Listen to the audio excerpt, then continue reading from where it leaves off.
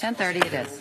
If you need 11, you let me know, but we'll say presumptively 10:30. Your Honor, could the Commonwealth also request the cases the court referenced about the extent the Commonwealth I'll can get you mention those. opening? I will get you those. There are parameters. I looked at it about 2 or 3 days ago, maybe over the weekend, something like that. Again, something I hadn't looked at in a while, and it's always good to look at the law. But I'll get it to you. Thank you, Your Honor. All rise.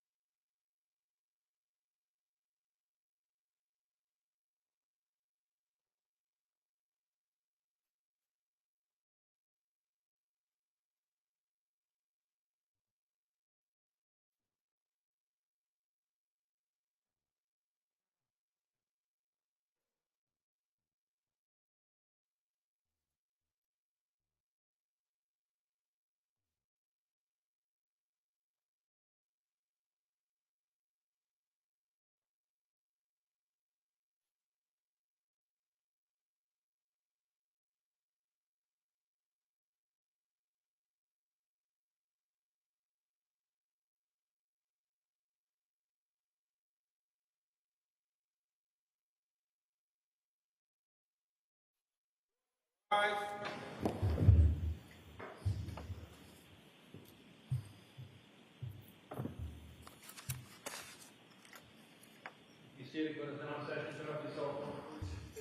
we're back on the record in the matter of the Commonwealth versus Brian Walshe, indictment 2023-0091. All right. Let me make some space over here.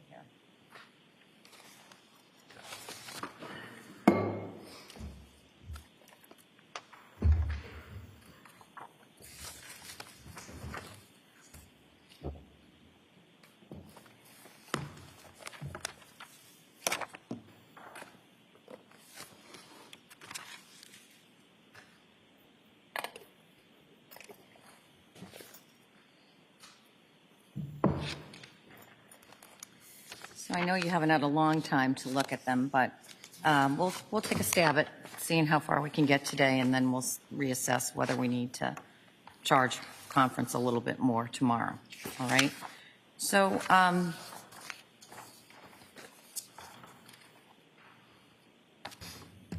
my approach to charge conferences is pretty informal.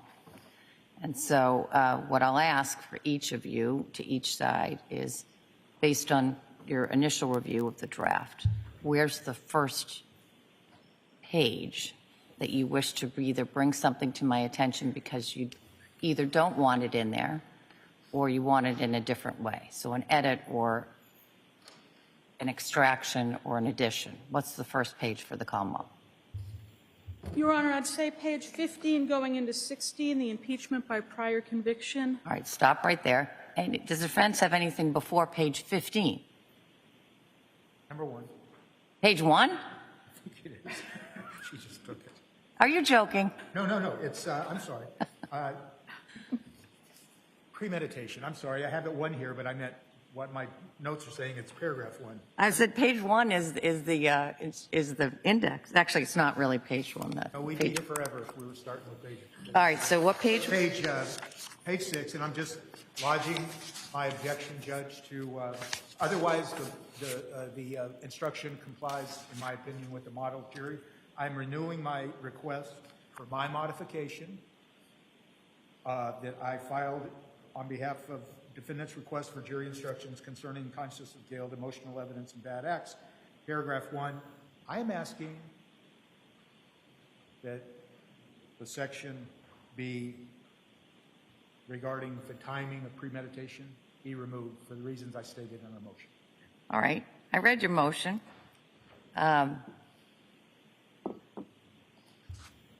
Denying your request to make the change. As you know, if I agreed with you, I guess the underlying premise that I thought there was something wrong with that instruction, I agree with you.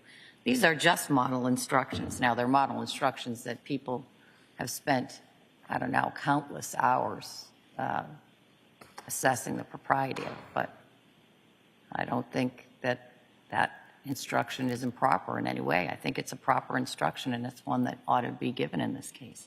So I won't modify the model SJC instruction with regard to the request, but it's been fully preserved for the appeals court if they decide to change the instruction. Thank you, Judge. Mm-hmm.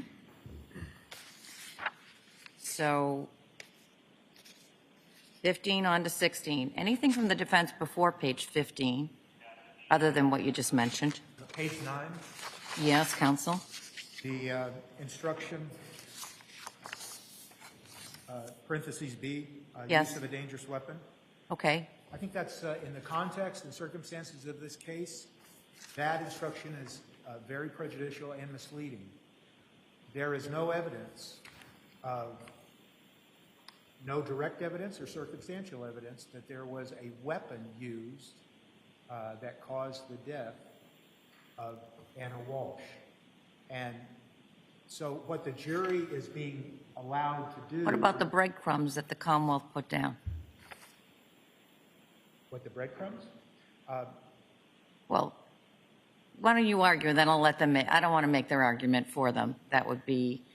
But I want to get to the right answer. So go ahead and you argue, and then they'll argue, and then you'll have an opportunity to rebut.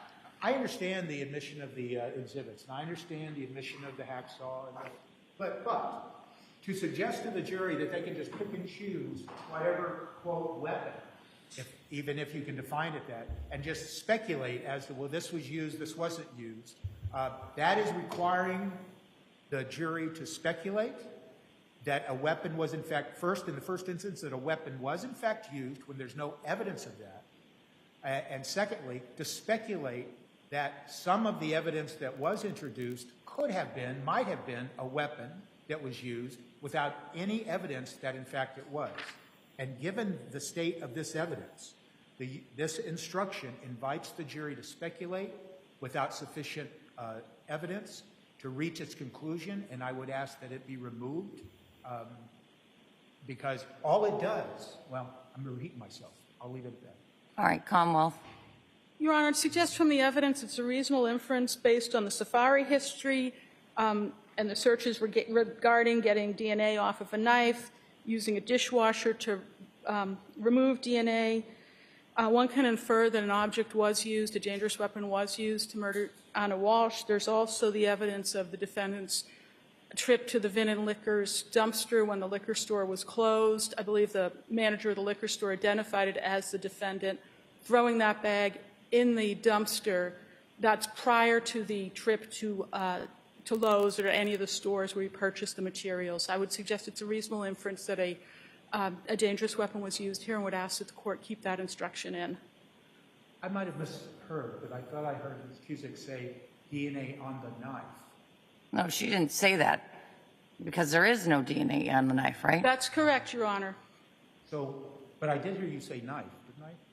No, I didn't hear her say knife just now. There was a search. There is a knife above the... There is a knife, but there is also a search in the web history in the defendant's... I remember that. And regarding... the search was specific, as I recall it, and remind me if my memory is wrong. Is the search with regard to the dishwasher specific to a knife? Your Honor, may I? I believe that I can answer this question. There is a Slate.com article that the defendant went to that was regarding getting can DNA be removed from a knife. Yes. Then the dishwasher is following that, right?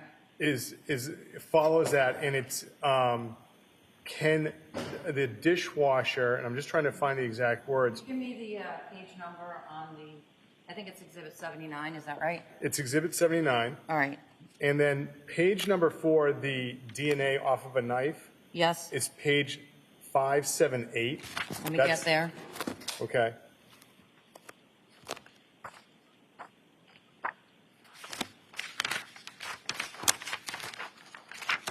I'm there.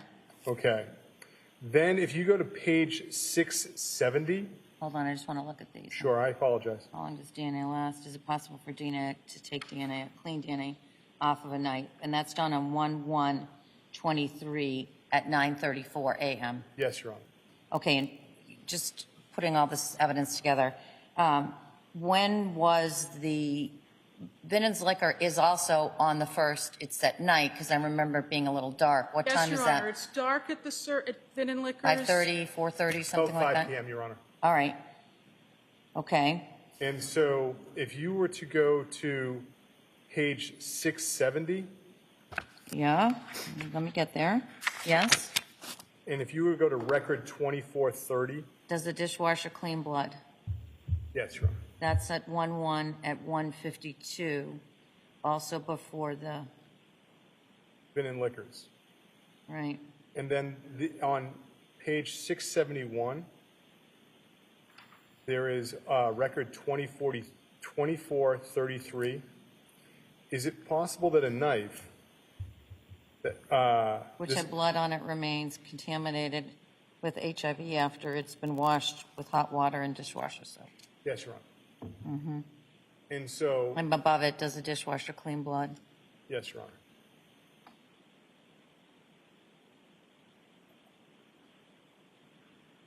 Mm-hmm. So I think earlier you referred to breadcrumbs. That's what I said. And so our position would be it's a reasonable inference based on the searches, the behavior of going to Vin and Liquors, and then this is all before the Lowe's trip, where the other articles are bought for the purposes of the dismemberment. And if you look into the searches on the second, it's instructions on how to dismember. So there, I see the way what our argument is that those searches show the reasonable inference that a weapon was used.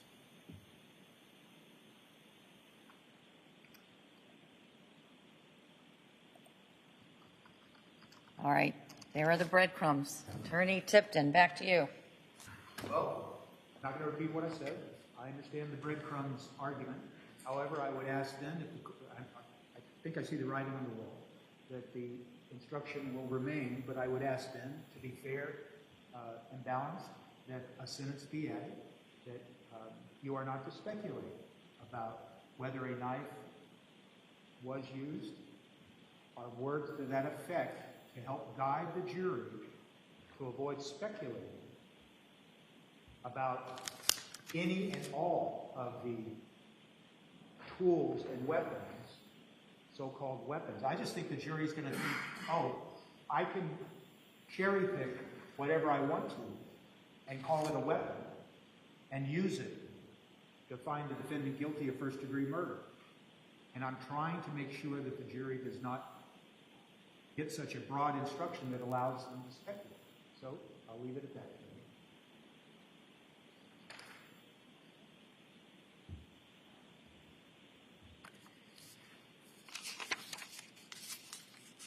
Well, I'll give some more thought about whether I add some language in there with regard to speculation, and if you wish, you can provide me with some recommended language. But as you know, the whole issue with speculation is handled quite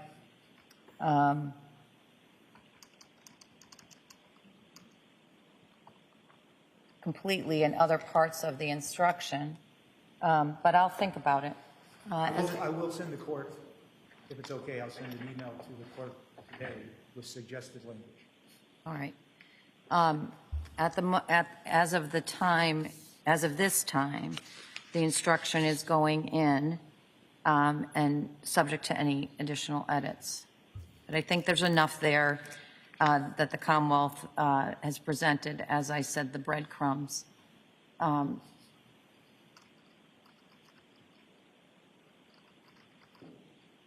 Which, you know, this case is what it is. It's been a circumstantial case from the beginning. And so those breadcrumbs are important for the Commonwealth's case. And I think they've properly established it to a sufficient degree to get this instruction about use of a dangerous weapon. But I'm also mindful of what you say. I'll go back and look at the section about the prohibition against any speculation or guesswork and see if I feel like it accurately and completely addresses those concerns. And I'll be open to seeing whether there's something else that needs to be added to make it more easy for the jury to digest this aspect. That's all I can say right now. All right. We're still at the defense. Anything else before page 15? No. All right, so now we'll move to the other side. What is your, I'm moving to page 15. Did you say 15 into 16? The impeachment by prior conviction? Yes. And I guess I lifted part of this language from the defense's request. Your Honor, this appears to have language suggesting a testifying person being impeached. That's probably because when the defense, I lifted it from your instructions, and at a time when I think that was the expectation, but let me go back.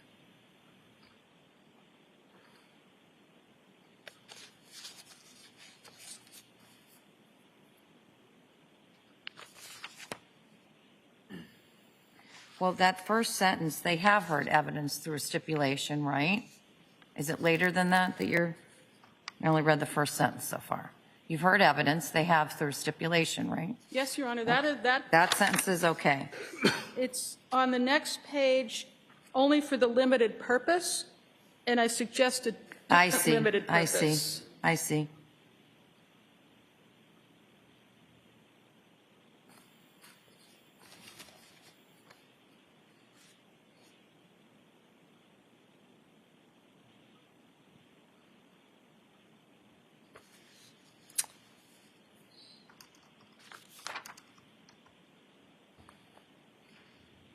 So does the whole thing come out?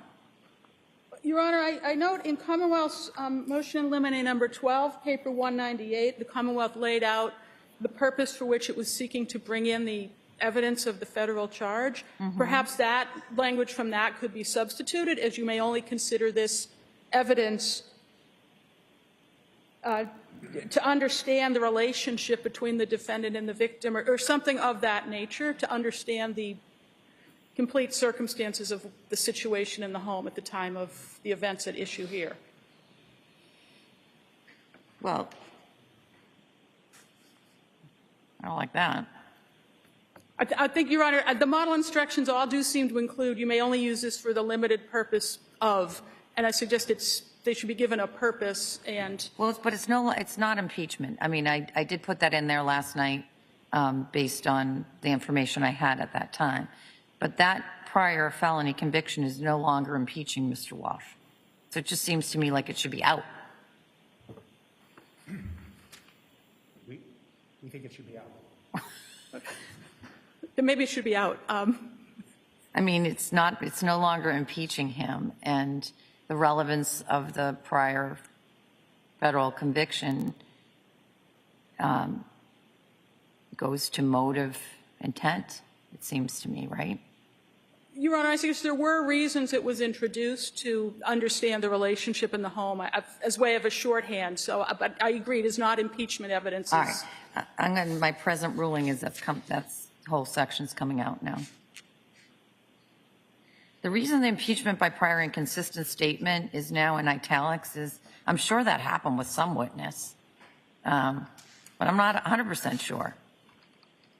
I don't think it did, at least as far as I Anybody? understand. I don't want to speak for Your Honor, I think some witnesses may have testified a little bit differently than they had previously and were shown documents. I don't know that it rose to the level of impeachment, but there was some questioning of some witnesses about something they had said Yeah, I previously. just don't think that we ever got to a statement. I don't remember anybody grabbing a grand jury transcript and cross-examining. The closest we got to it, I think, was Jem yesterday, Mr. Mutlu yesterday, and that wasn't with a prior statement. It was his prior statement, but he just said, I don't remember. So is that enough to warrant the instruction? Certainly, if the defense wants it out, we agree we should take that out. I don't need to give them more instructions that they're wondering, what the heck is she talking about? So I'm inclined to take it out. And we have no objections. All right, that's why it was in italics before. Your Honor, then the impeachment by defendant's prior bad act. Yes. With this, I would suggest that the lying and the conveying of the body are part and parcel of the murder at this point.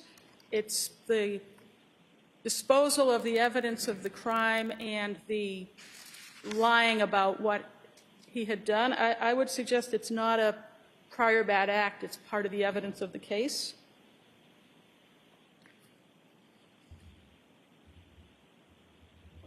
It's an interesting question. There's many interesting questions in this case, Your Honor, no doubt. It's an interesting question whether,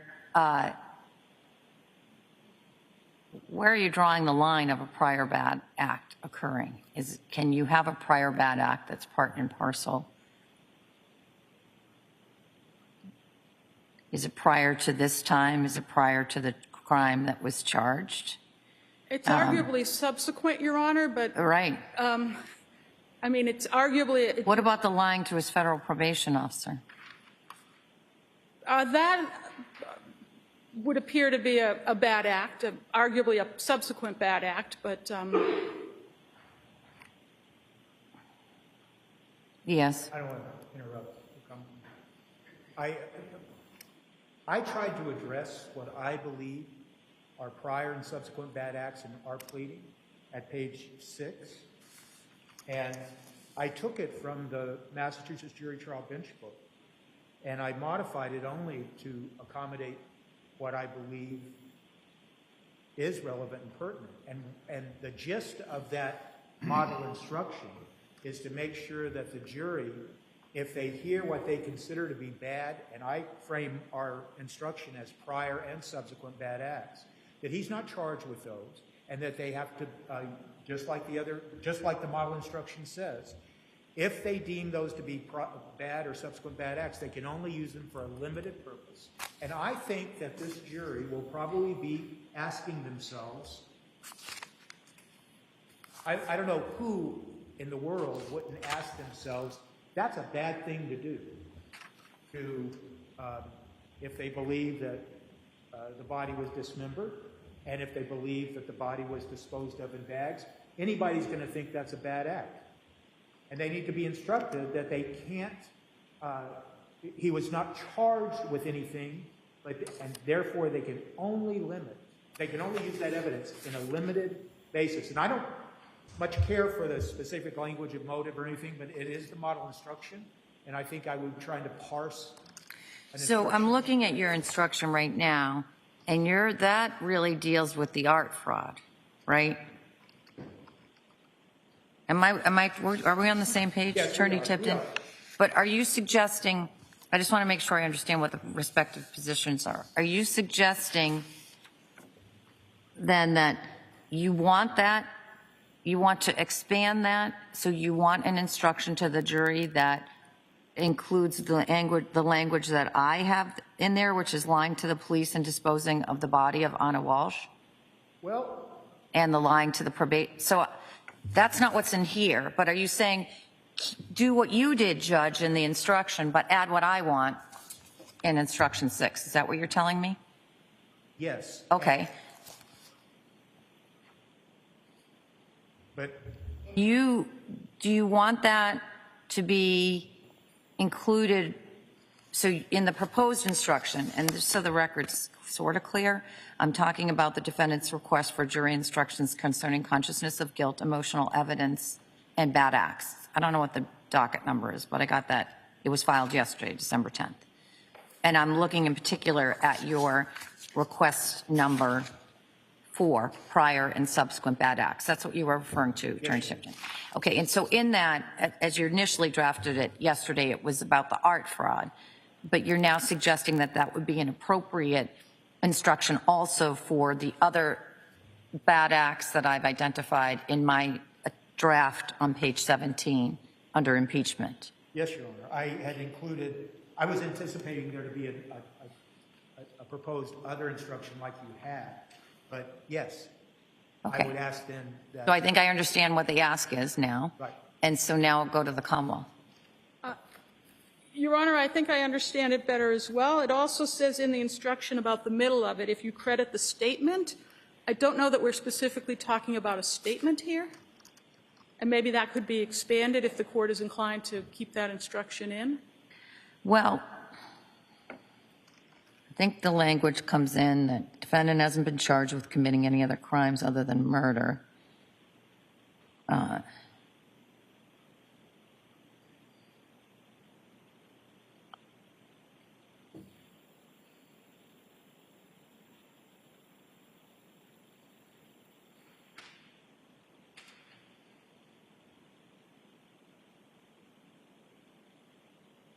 I'm just pausing there because if I move the federal art conviction in, somebody could wordsmith that and says, oh, yes, he was. He pled guilty to a federal crime. Maybe the better way to say it is the only charge you need to consider is the present charge of murder. You looking at the first sentence? Yes.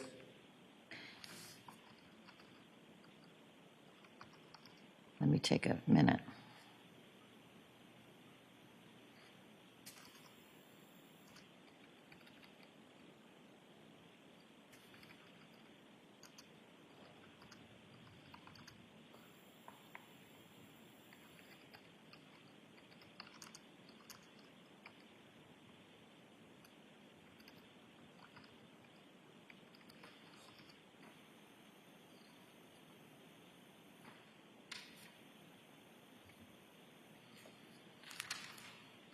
All right, so if I say something along the lines of, the only charge the defendant is now facing is the charge of murder.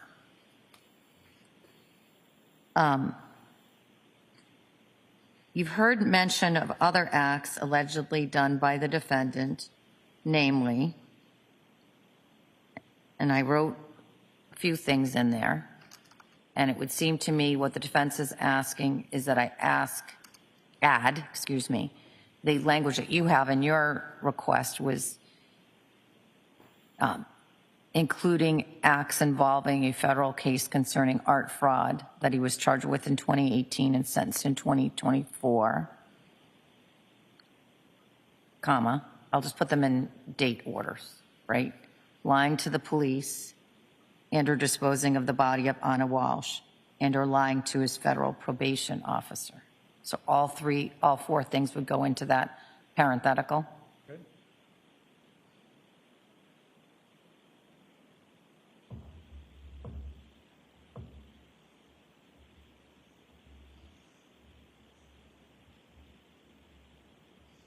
Okay, and then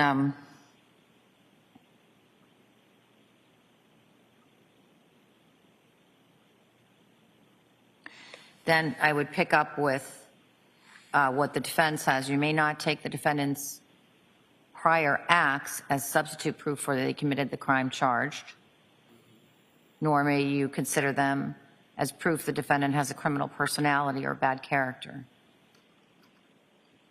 And then the rest of that, you see that all there.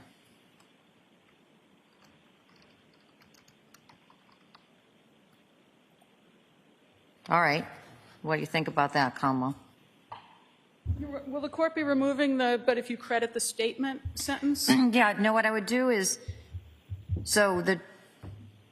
I'd make the change that the only charge the defendant is now facing is the charge of murder. You've heard mention of other acts allegedly done by the defendant, namely, and then I would go to the defense's suggestion, namely, acts involving a federal case concerning art fraud and that he was charged with in 2018 and sentenced in 2024, semicolon, lying to the police, semicolon, and or disposing of the body of Ana Walshe, semicolon, and or lying to his federal probation officer, end parentheses.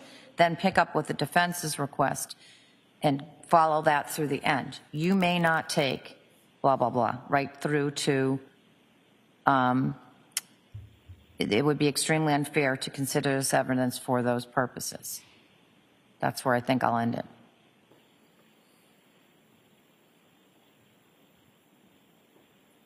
So you're not, Then I go back. I don't think that's appropriate to add the for one thing. the last two sentences? That's right. I will just say, Judge, that those sentences are contained in the model instruction at page 343. I'll take a look at it, but it seems to me then if I put that thing in there, then I've got to, I don't know what I do about the other things, because you can see the issue that raises. Your Honor, there's also the possibility that maybe this instruction should be given around the same time as the consciousness of guilt, because it almost seems, I don't have them both right in front of me, but it almost seems like we might be telling the jury different things about how they can handle the evidence of lying to police and the conveying of the body of Ana Walshe. Well, that consciousness of guilt is before here, isn't it, maybe? I believe it's on page 27. Oh.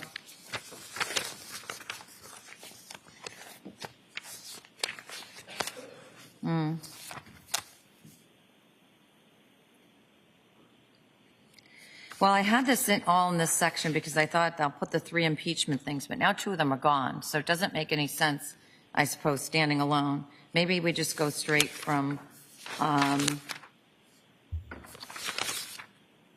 witness credibility to experts, which makes more sense, and move this impeachment paragraph later in the instruction.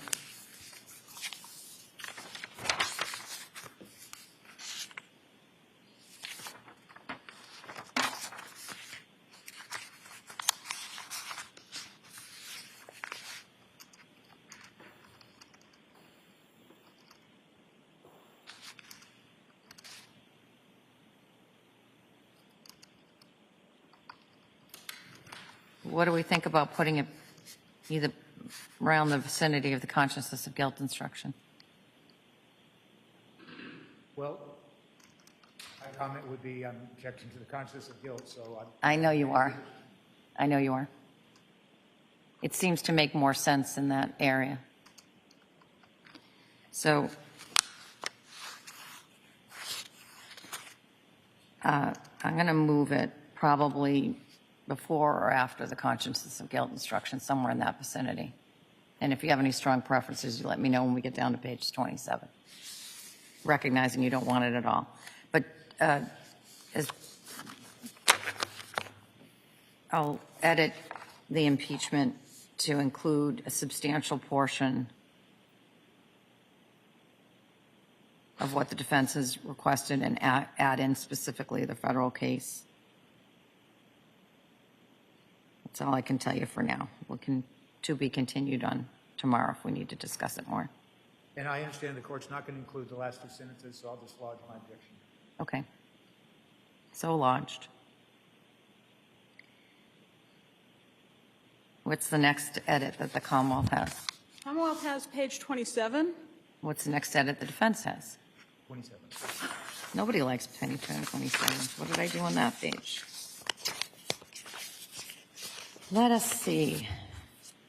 Okay. That's COG. Who wants to go first with what I got wrong?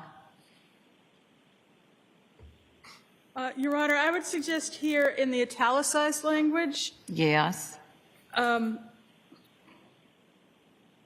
the course of the trial, there was some evidence suggesting that the defendant may have intentionally made certain false statements before his arrest, and that he may have taken steps to conceal the disposal of Ana Walshe's body. I would just suggest that that should be tried to conceal the disposal of Ana Walshe's body. And in the Well, the fact that it was unsuccessful is something you can argue.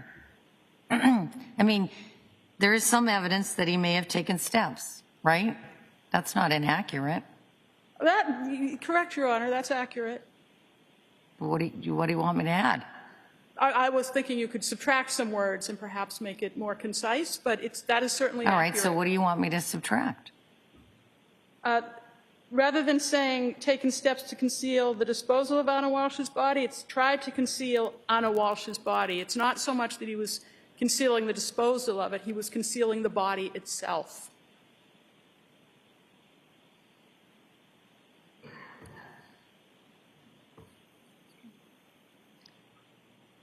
So you want me to taken steps to conceal Ana Walshe's body after death?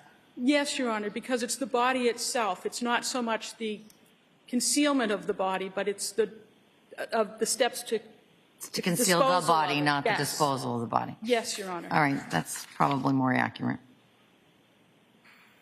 So under the Commonwealth's request, I would delete the 3 words, the disposal of. Will you add the word tried? What do you want me to add? Tried. I thought I heard the Commonwealth asking for tried. Commonwealth's content with how the court articulated the Well, attempted to take steps might be consistent with the evidence, but then that puts my thumb on it a little bit because it presumes that that was evidence of her body.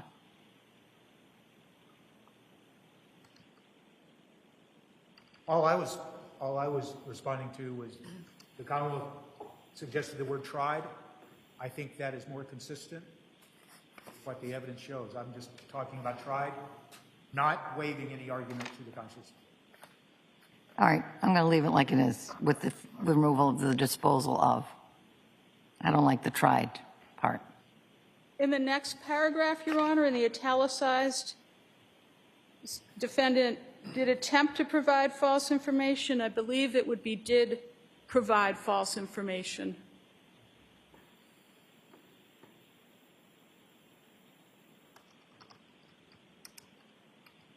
And there I got the language right in the second attempt in terms of what you just pointed out in the Yes, Your Honor. earlier paragraph. Even a blind squirrel finds a nut every once in a while. All right, any other edits to that consciousness of guilt instruction? Recognizing the defendant doesn't want it, and that objection is noted and lodged. Are you done? I think she's done. So, once again, I refer to our prior pleading. And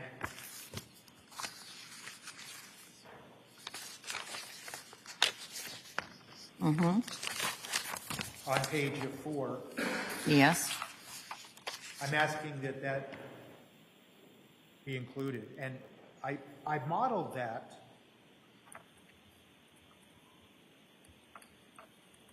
trying to find the citation. I modeled that after what I believe to be the gist of a supplemental instruction 9:22, and it's the district court. And the heading for that supplemental instruction that's included refers to where evidence is of it, where such evidence is of another crime. It goes on to say, I caution you in considering such evidence that the defendant is not on trial for, then it has a blank intended, Right. and that's what I do. But now that I'm moving down the other section that we just discussed, which far more in a more detailed fashion addresses that. You mean in the prior? Yes, because now that's going to sit right on top of this one. Well, but I think that the reason I'm pressing this, notwithstanding this other instruction, is because I think just the title alone draws attention to the jury where they're hearing a different instruction entitled consciousness of guilt. And I don't know that jury will take some language from a prior instruction and import it into this one. And it's important for them, in my opinion, in our opinion, to have context for how they use so-called consciousness of guilt evidence. And the other thing is, when you talk about consciousness of guilt evidence, the case law is clear and the instruction says they can't rely on consciousness of guilt evidence alone. And I think it then, since we don't want the instruction in the first instance, at least it gives them better context for how to apply what they may deem to be consciousness of guilt evidence, especially where you hear all of these other acts. And yes, they will get the prior bad acts if you juxtapose it before this instruction. I actually think it's better right after it, as I'm thinking about it, because it leaves them with it puts them in that moment, and then you may not use it for this purpose. As you were arguing, I'm like, that's not going before, it should go after. Right. Because I guess I'm just pressing this supplement. It's primarily based on this Model 9. I'll go back and look at it, and I'm going to see how it feels once I've moved things around and how it reads. All right? Okay. And of course, you know this is coming, so you will, I am sure, as you all, I know you will. You're going to take those parts of my instructions that you want to highlight to the jury and put them in part of your closing arguments. And so you'll know where it is, and you can point directly to it so that you highlight. I'm going to tell them, take all my instructions as a whole. You're going to drill them into the ones that you think best suit your client's argument, including this one. But anyway. I may, but... Or not. Having said that, I guess I just want to ask a question. Yes. Does the court intend to supply written instructions to them? So what I do is I don't give them a written instruction during the actual charge. And there's a very simple, I'm a very practical person. I've been sitting on the bench now since 2017. And not once, and I'm not proud of this. There are other judges that do a better job at this. There's not once, no matter how many times I read this, no matter how many times you read it, there's always a wayward S that sticks in there, charges instead of charge, or some other less than perfect product as I read it. And I edit those on the fly, and I tell them, typically, it's my oral instructions, not what you put in the writing. I've never had something that's been a huge guffaw, but it could happen. I don't think it's going to happen in this case. But I don't finalize those instructions until after I've read it to them, made those edits. And I sort of a running game I have with myself. When are you going to get it right? Exactly right. It hasn't happened yet. I don't know that it's going to happen on this case. There's always some little niggling little mistake. So I don't give it to them in writing when I'm reading it. I give them copies of the charge when the exhibits go back. And my practice has sort of varied over the years. I should just send in one because I want them around the table talking about the instructions, doing it all together. That became cumbersome, so I've now changed it. I usually send in 5 or 6 copies of the charge. If they want more, they can have more. I usually tell them that. But I won't give them, they won't be sitting in the box reading the charge with me. That's not how I do it, and that's the practical reason why I don't do it. I don't want to be backpedaling. I want to give them the best product, both orally and in writing, that I can give them. So if that answers your question, that's how we'll do it. Now, you'll obviously have the draft, so you can read along. And I encourage you to point out my errors, despite my best efforts. You'll see me up there marking it up, as I always do. Maybe tomorrow will be the case that I get it all right. Still trying. All right, what's the next page? Your Honor, for the Commonwealth, not so much a page, but circumstantial evidence. I know the court has direct and indirect evidence in there at 23. Would the court consider also including circumstantial evidence in that? What page you on? Page 23?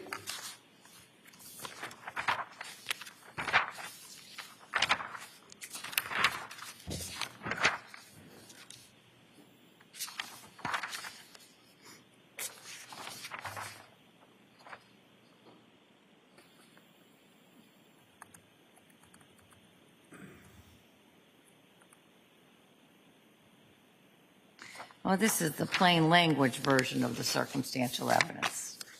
Yes, Your Honor.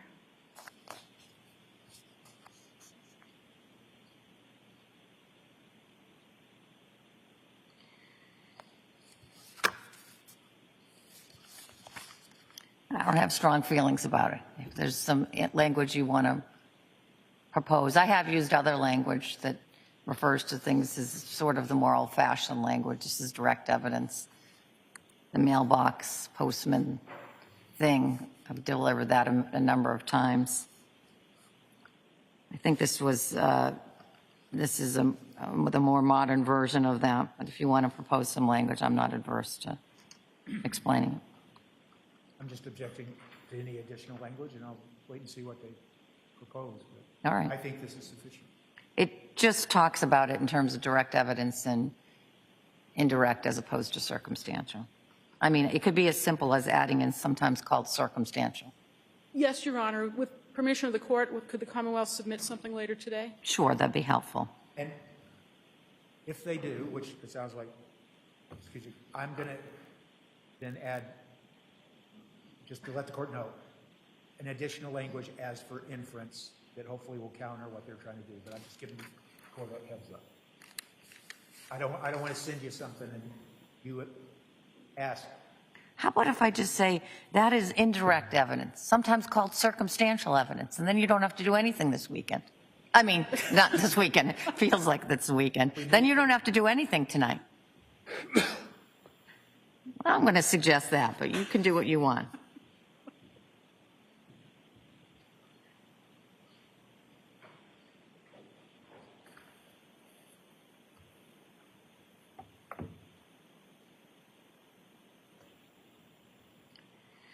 All right. Anything else? on the instructions.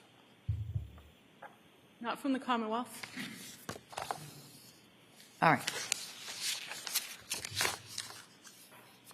I really didn't mean to set off well, there's a word that comes to mind, but it wouldn't be judicial, so I won't use it.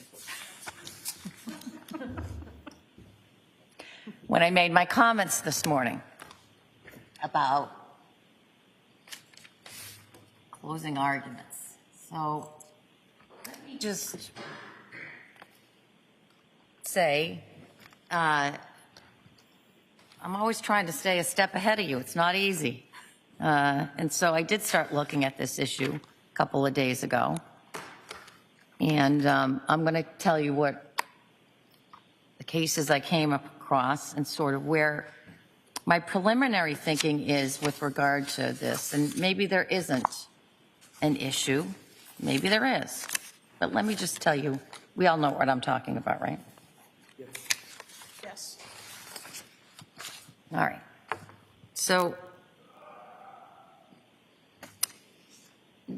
I'm going to give you some cites to some cases, and I'm going to tell you preliminarily where I think the line drawing is. And it's really preliminary because I looked at these like 4 days ago. Oh, Tuesday, December 9th. So I guess it was just yesterday.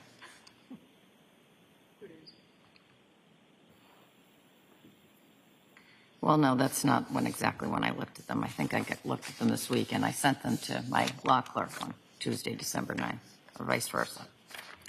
So anyway, here are the cases that I want you to take a look at. 2019, Commonwealth versus Ahern, 96 Mass App Court, 197. And that cites to Commonwealth versus Nelson, 468 Mass 1, a 2014 case from the SJC. And I also want you looking at Commonwealth versus Tavares, 27 Mass Appellate Court, 637. And in those cases, the SJC and/or the appeals court is really talking about this issue of improper burden shifting and avoiding that in closing arguments. And really, it seems to me the one that's the closest to this is a combination of Ahern and Nelson. And look at those cases. I'm not going to get into a detailed description of what I think the similarities are to those cases. You're going to see it when you read those cases. But it seems to me preliminarily that while the Commonwealth should not comment that the defendant didn't testify, that would be improper. It seems to me that they could point out that there's no evidence that Ana died of any natural causes.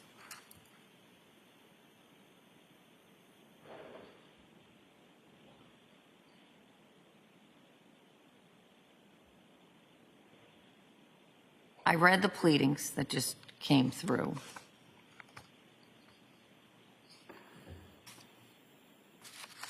And if that is where the line is drawn, and you don't have to respond to this right now. I'm not, and frankly, the pleadings that just came through, I mean literally the ones that came through before the defense filed right before I went on the bench. I'm not sure or the allegations of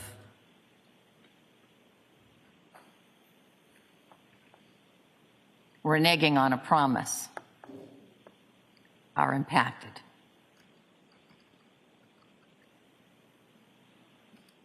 But I'll qualify that by saying I read the pleading quickly and thought to myself, well, I didn't mean to start that. Back to how I opened this discussion. So that's where I think the line is drawn by those cases. And knowing that's where I sort of am drawing the line, take a look at those cases, and we'll discuss it again before the before the closing arguments. Thank you, Your Honor. Just to be clear, I think and we'll read the cases, but what the court's saying is that you would think the Commonwealth could comment that something about That there is no evidence that Ana Walshe died of natural causes. and of course the defendant can make his, I just want to be clear about this because I think we might reach some common ground here. That's what I'm trying to achieve. And I'm responding to something that the Commonwealth represented I'm not going to go into right now. So let's just stick to this, if we may. So if the government's allowed to say what you just What I just said. and of course the defendant can argue there's no evidence that there was any homicide or any... I expect you're going to. I shouldn't be here, I suppose, but I can, once again, recite the evidence of sudden unexpected death that came into evidence.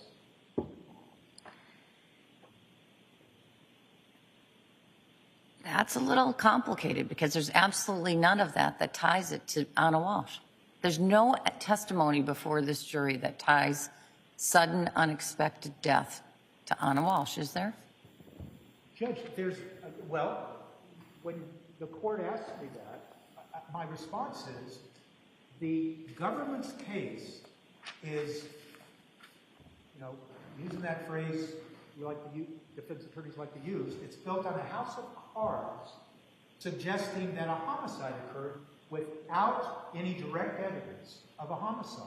And so another causation of death should be fair game to argue because it's equally consistent. And citing the Eremos and Croft, if you have two equally inconsistent propositions, neither have been proved by reasonable doubt.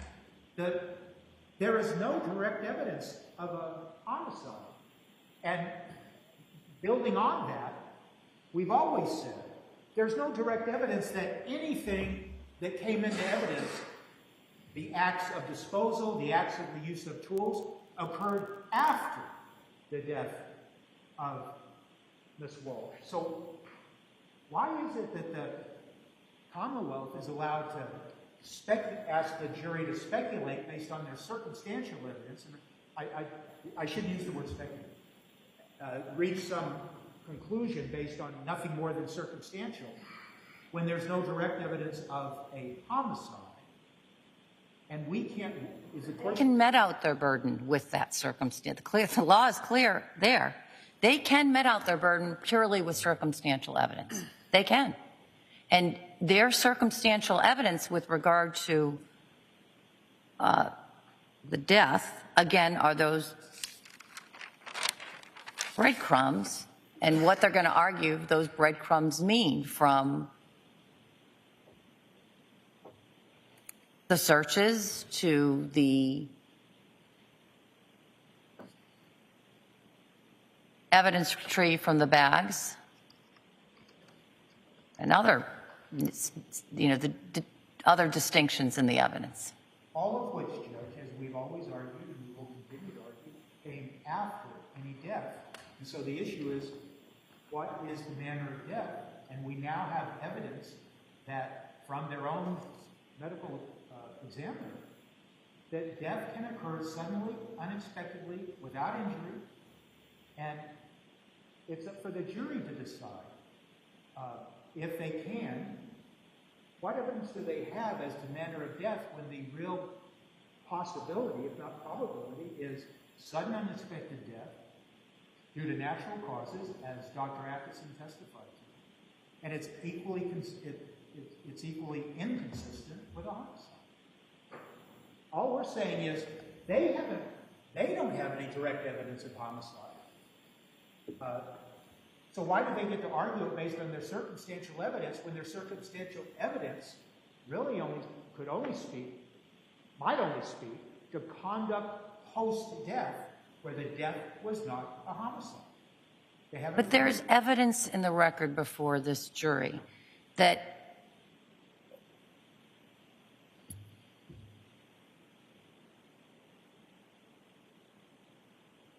I don't want to interrupt folks' thought process, but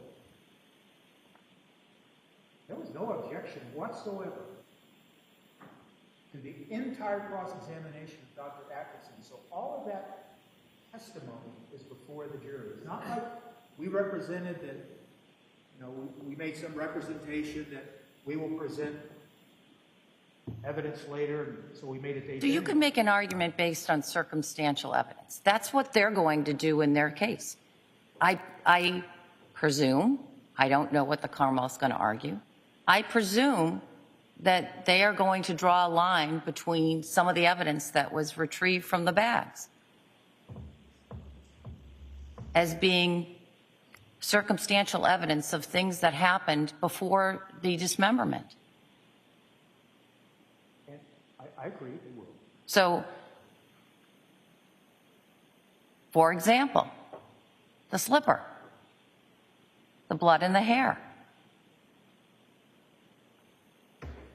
I presume their argument is going to be that that happened before.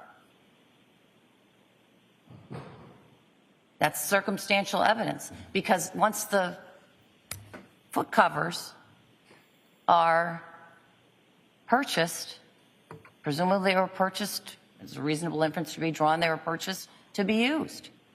And that's evidence of something that happened before. I think that's an argument. I think that's an argument to be made based on the circumstantial evidence that's presented. But so I'm turning to you and saying, if you want to argue to the jury that there was circumstantial evidence that Ana Walshe died of some natural causes, I'm just asking, what's the circumstantial evidence upon which you base that argument? That our argument fundamentally would be that all of the evidence that the government suggests was evidence that was created in the context of a homicide. There is no evidence that it was not created after a death. And so, since the jury heard all about the not only just the possibility, but the probability that there is sudden unexpected death, that the jury needs to decide for themselves. Could it have been sudden unexpected death? And all of that evidence that the government is arguing is evidence of a homicide could be only evidence of an attempt to conceal evidence that a person, and using the language and conscience of guilt, a person is acting in a way not out of conscience of guilt, but out of fear or fright or anything of the sort. So why is it that, given the state of this evidence, we can argue our inferences that we believe the jury is allowed to make if they so choose, and if they decide that that evidence of concealment was evidence of a man acting innocently and not with a guilty conscience, then how did Ana Walshe die? Maybe she died a sudden, unexpected death, and he tried to conceal it out of fear or fright, as is contained in the language of the conscience of guilt. And so the jury gets to decide.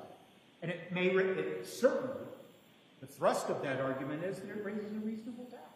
And that's the evidence the jury heard. Your Honor? Listen, they may not want, I'm not precluding you from making that argument right now. And in fact, they probably want you to make that argument. I'll hear from the Commonwealth. Sorry for interrupting, Your Honor. Your Honor, this started out with a motion that the Commonwealth not make any reference in closing to representations by counsel in opening statement. The Commonwealth does not intend to burden shift. The Commonwealth does not intend to refer to matters not in evidence. There certainly was testimony from the medical examiner talking about different ways people can die. The Commonwealth is certainly entitled to comment on that testimony, which is in evidence, but the Commonwealth is not going to comment on the opening statement. All right?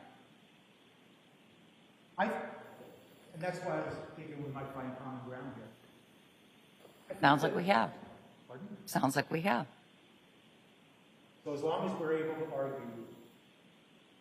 that a possible manner of death was sudden unexpected death, I understand that the government's going to stand up and say, nonsense. and we're going to say homicide, nonsense. Have we found common ground? I think we have. I think we're close. Just keep talking. I don't need to be part of this conversation. I've directed you to the cases why I think they could say something short of commenting on your opening statement. And I've told you what I think they could say. And just be talking to one another Thank you, Your Honor. so that there's no surprises. There's always surprises. That's true. All right. And again, I did not mean to create a whirlwind of activity by my comments. I just think that the idea that they couldn't comment at all about the state of the evidence, I didn't want to leave it there. And maybe the takeaway is I should stop thinking about these things 3 or 4 days before they're going to happen. But you have the cases now, all right? Take a look at the verdict slip. It looks very straightforward to me. I don't think that there's going to be any edits or changes to it. Again, I'll finalize that at the very end, so you'll have plenty of time between now and then to look at it. How long are the parties thinking they're going to need for closing arguments? No more than 45 minutes. All right. That sounds good, Your Honor. So 45 it is. I won't cut you off in a case like this, of course. I have cut off in other cases when it's a 2-day case and we're on 45, 47, but that isn't this case. And, but just, I know you'll all have a ton of experience, but 45 minutes is about as much as they can take effectively, in my view. So let's try to keep it to that. Well, we will be getting them fresh in the morning, which is good. As opposed to having, a couple hours of evidence in the bank and they're already tired. That's all I have on my agenda. Anything that you need? Your Honor, would the parties have an opportunity to see the next draft of the court's instructions? Yes. So I will be going back and editing as consistent with what we discussed, and I will then create a new draft, and that will go out to you this afternoon. Thank you. And if I know that maybe there's some other language you want, I'll consider putting that in the morning. So maybe 8:45 tomorrow so that when the jury comes in, we don't have a big delay if we need to make any changes. And I think that's it. All right. Thank you. But one other thing that I want to say is that you can be seated. I very much appreciate the work that you've done in the case to get the case in and tried efficiently on both sides. You picked what you needed to pick as your positions, and I appreciate the professionalism that you've shown on both sides in working with each other. And as I say, I drop into Norfolk County every once in a while as I drop into other counties. You and I, counsel, and I know that this is pretty much the routine of how the courts in the Commonwealth of Massachusetts operate day to day. There's nothing unusual about this case. The level at which you perform is the level at which I see when I travel county to county. And I appreciate the work that you've done on this case and will continue to do on this case. Thank you. Thank you. Matters continue.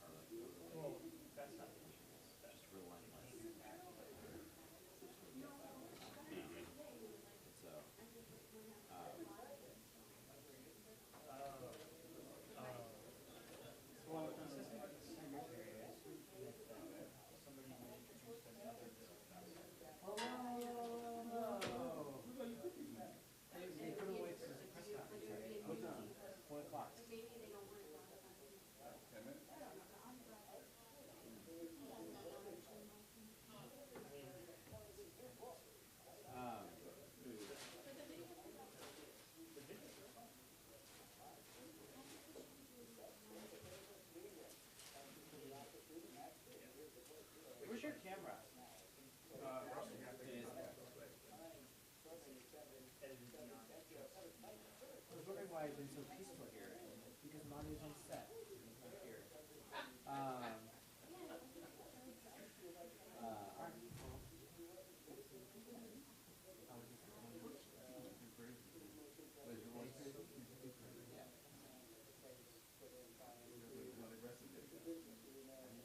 This afternoon, best thing in the entire world. Now tomorrow.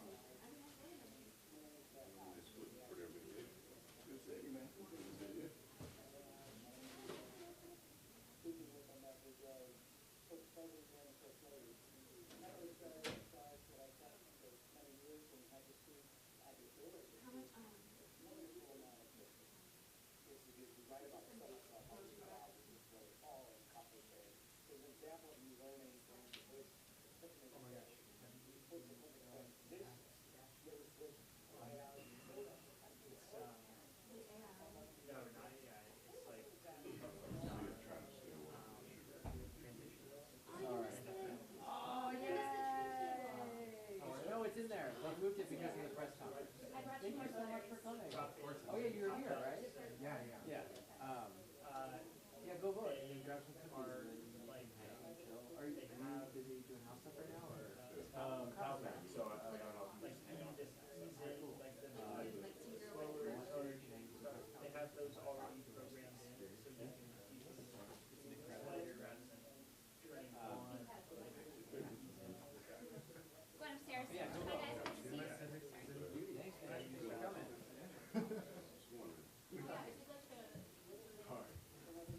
Thanks, man. I really appreciate it. Thanks for coming. Yeah. Like, if you accomplished that, I would have just, like, done Drag it. Yeah, it is. Oh, and it also, like, when you do the top of it, it automatically, like, descales it and scales it up, and then it adds more.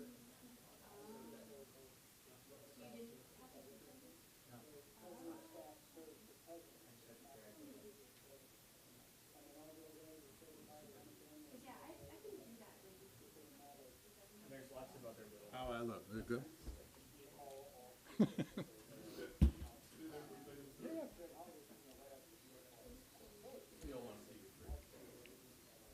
I feel so short. This thing's tall. Can we lower it?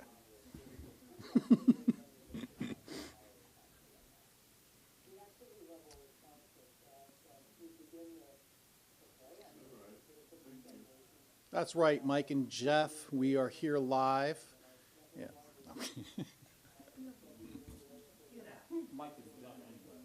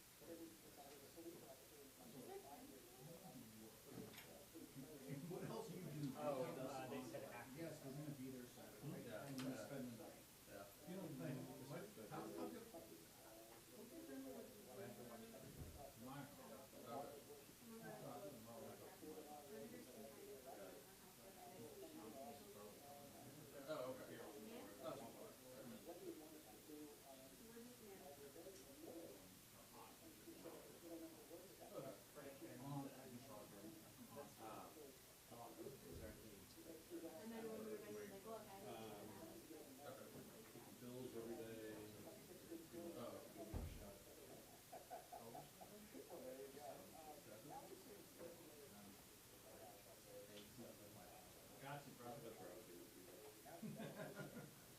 just came here just for this.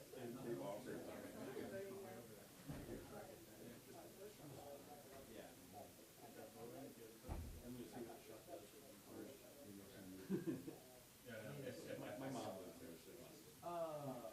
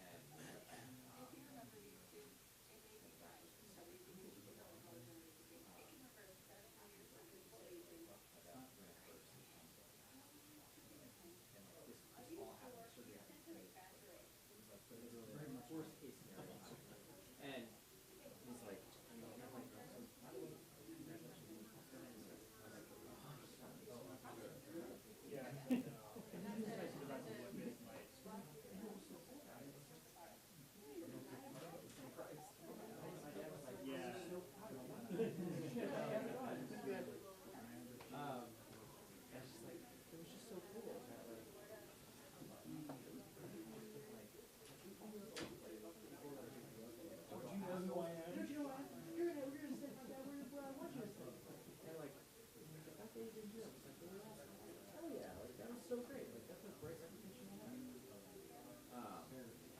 But you did? Where? Oh, really? Okay. Yeah. Like 48. It's the whole thing. It's ridiculous. One of my favorite pictures. Yeah.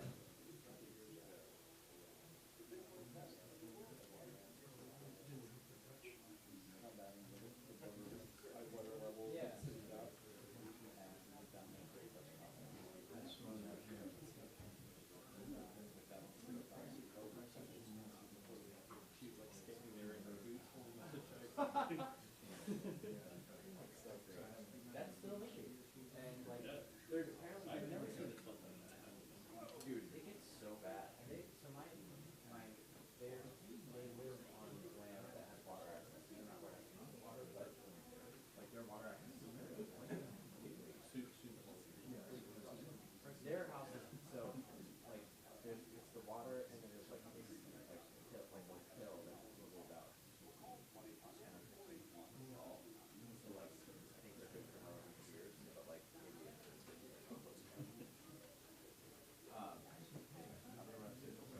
Stay here. They're getting ready to get started. are they? Yeah. Well, Julie's coming for it.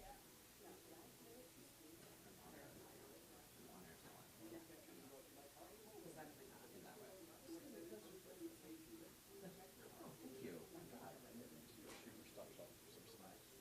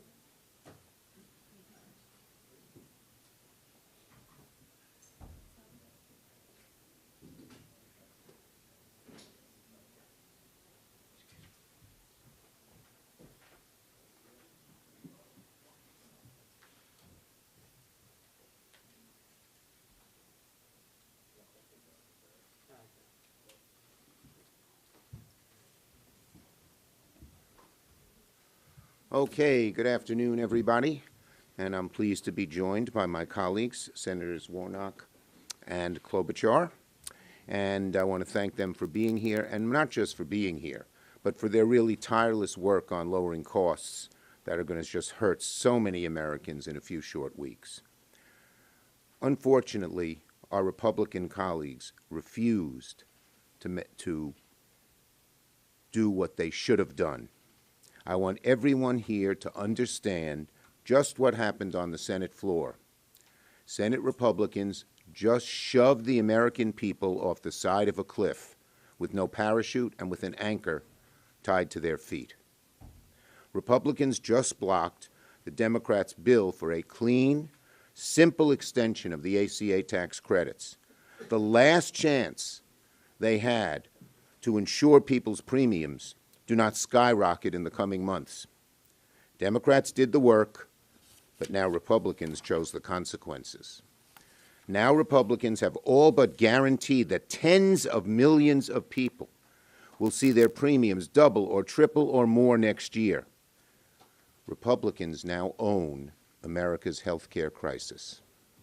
Democrats tried all year to stop this health care crisis. We put real legislation on the floor to ensure these tax credits do not expire.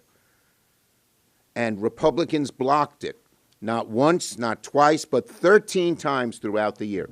13 times they voted against our extensions of the ACA credits. 13 times. We tried over and over again. Then we tried 1 year. We tried 2 years. We tried 3 years. We tried everything. They kept saying no. And of course, Republicans had every opportunity to negotiate, to join us, or for a serious plan to prevent premiums from rising after January 1st. Instead, today Republicans voted down the only plan that would have stopped the premium spikes, while having no plan of their own. Until a few days ago, they had no plan at all to put on the floor. They were so embarrassed they had no plan, they said they'd put a little bubble gum and Scotch tape together and put together a ridiculous, phony plan that simply helps the insurance companies. It was a list of right-wing wish list. More junk insurance, fewer protections, restrictions on women's health care. Their plan, their junk insurance plan, it's called a junk insurance plan, has been ridiculed over and over and over again. And it couldn't even pass the Republican Senate. Today, actually, our proposal got more votes than theirs. Our vote actually had a majority. Theirs did not. Our vote had a majority and was bipartisan, and theirs was not.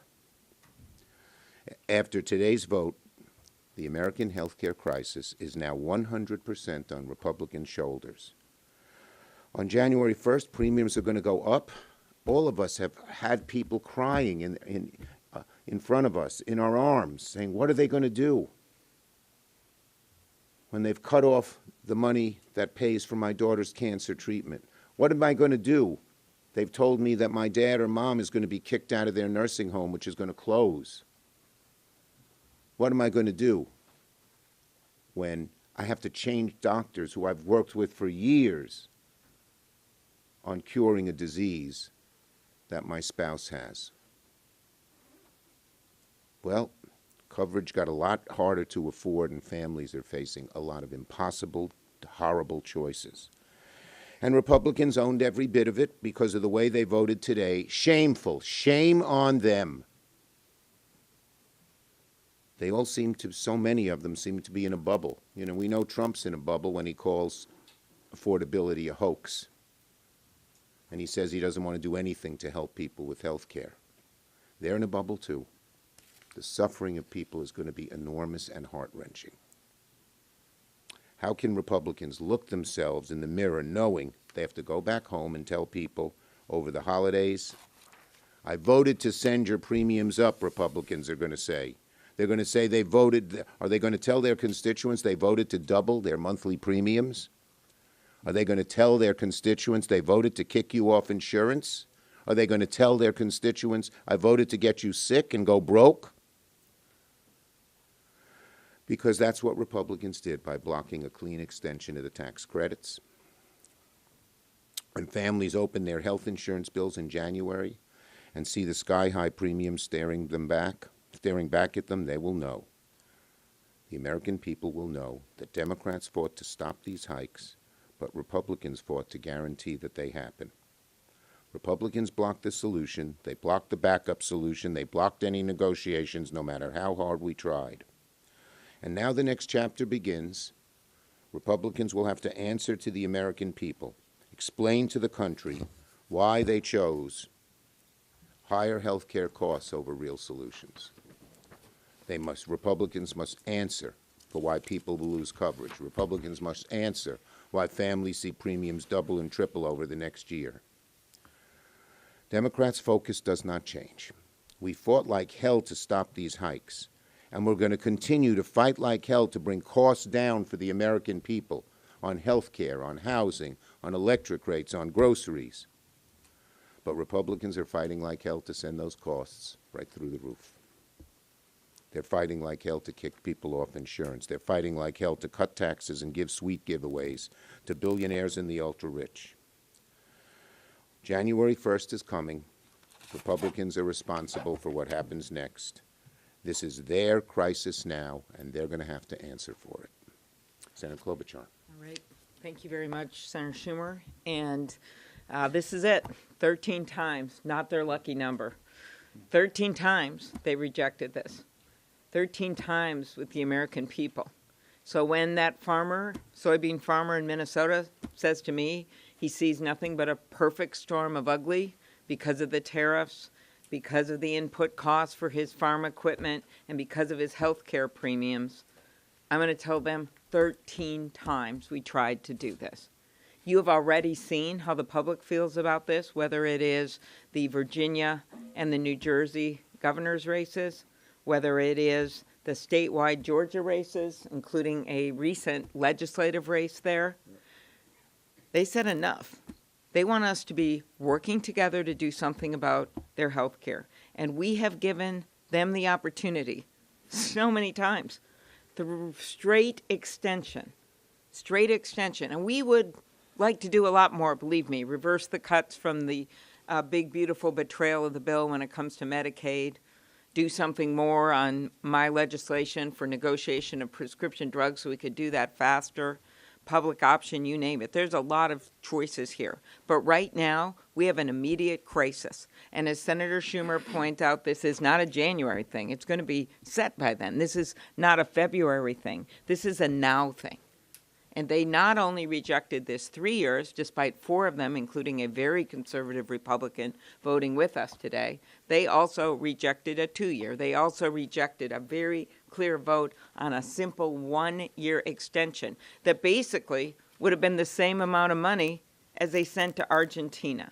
So I don't know how they explain to that soybean farmer in Minnesota that it was more important for them to send money to Argentina for one of the president's buddies than it is to help people with their health care.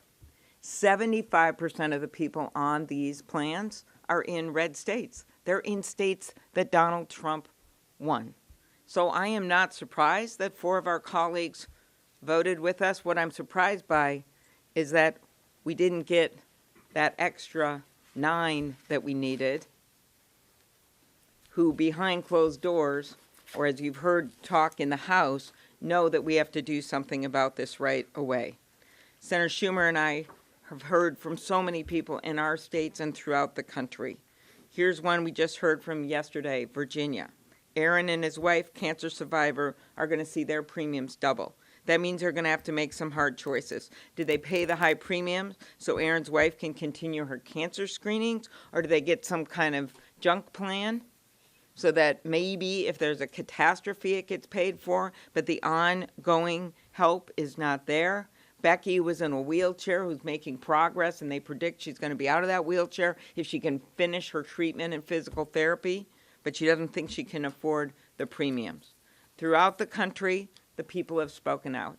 And one state where this is key, when you look at the states that use the most of these plans, it is Texas, it is Florida, and it is a state of Georgia. And just by coincidence, we have the great senator from the state of Georgia, Raphael Warnock, joining us today. A happy coincidence.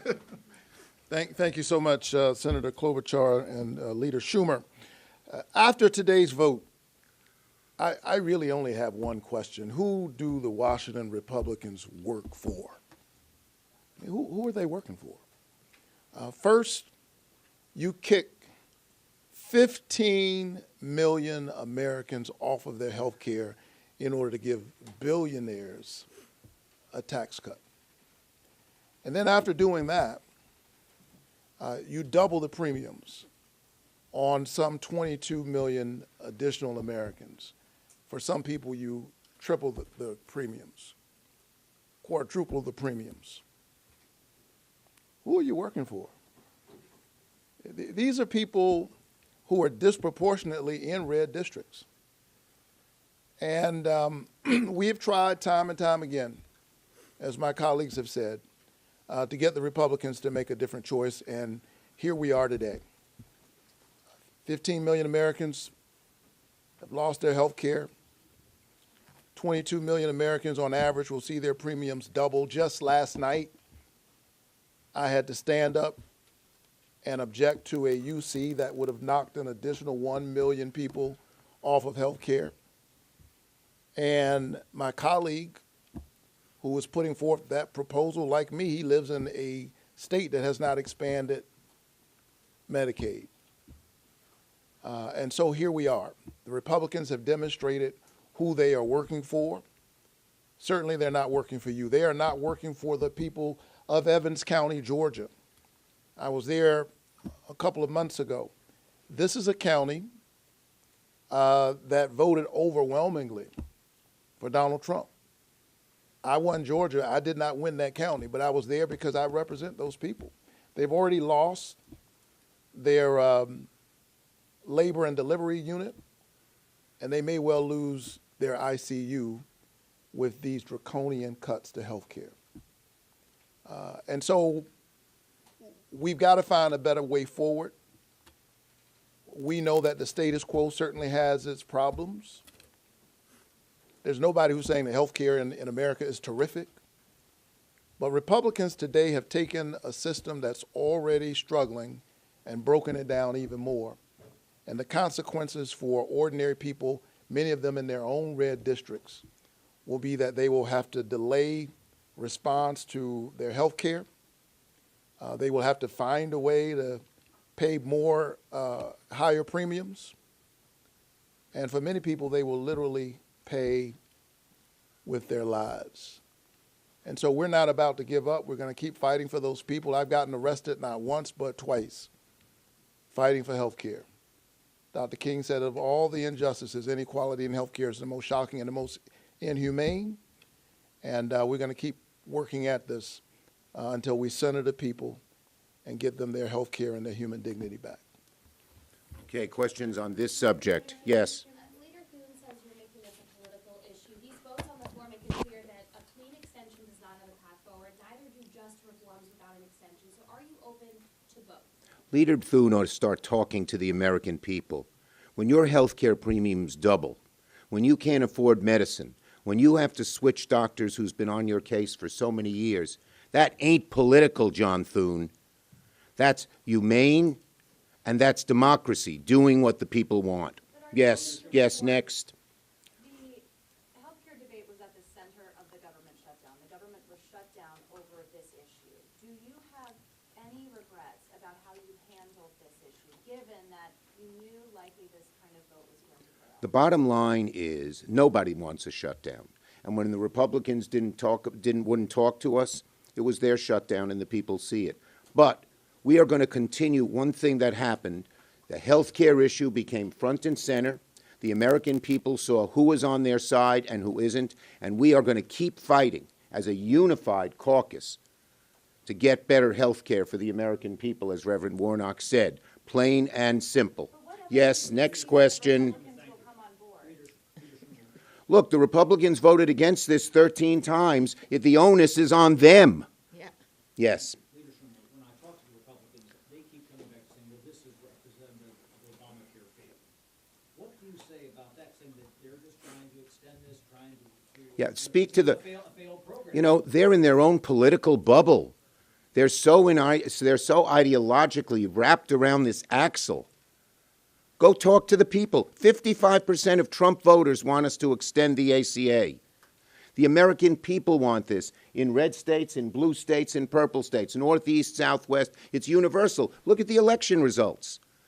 Look at the election results from one end of the country to the other. The Republicans try to call it political because they don't have an answer. They're busy fighting with each other. They got 15 different plans, none of which can get close to a majority of support in their caucus.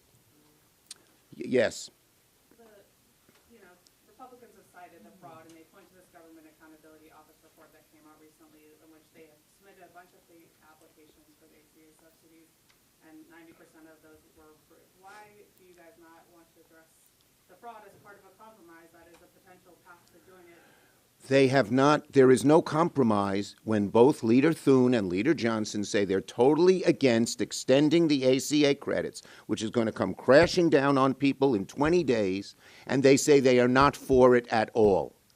Okay? That's the bottom line here. Yes.